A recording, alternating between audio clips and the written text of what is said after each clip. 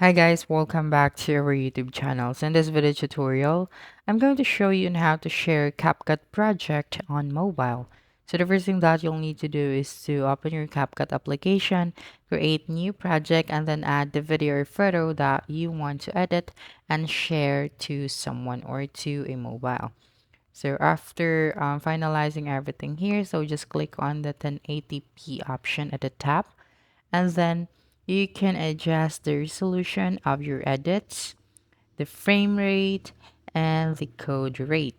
So it will depend on you if what kind of resolution do you want, or the frame rate and the code rate as well. So right after that, just click on the send icon at the top right corner of your screen, and then wait for it to be exported.